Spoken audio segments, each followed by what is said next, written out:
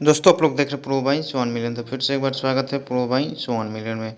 दोस्तों कल खेसारी लाल यादव का नया गाना का टीजर रिलीज हुआ है। हालांकि जब मैं वीडियो बना रहा हूं आप लोग को बता दें कि 2 मिलियन व्यू क्रॉस कर चुका है टीजर का। और खेसारी लाल यादव का इंस्टाग्राम पे जो ग्रुप है ब्रांड क्रॉस चैनल से, और उस लिंक को मैंने शेयर किया है। और खैर आप लोग क्या कर सकते हैं, इतना तगड़ा मेजरमेंट खेसारी लाल यादव का गाना का रिलीज होते ही हर जगह पहुंच जाता है।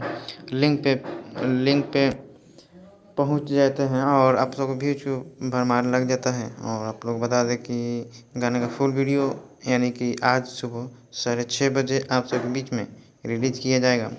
और समय के साथ आप सबको बता दें कि एक्ट्रेस खेसारी लाल यादव और आप सबको बता दें कि गाने को लिखे हैं हमारे खेसारी लाल यादव कम्युनिटी देते हैं। संतुष्टि रहती है मुझे और कम्युनिटी का क्या ही कहना। और आप सबको बता दें कि बहुत जल्द आप सबके बीच 6:30 बजे रिलीज कर दिया जाएगा। जब तक के लिए जय हिंद जय भोजपुर।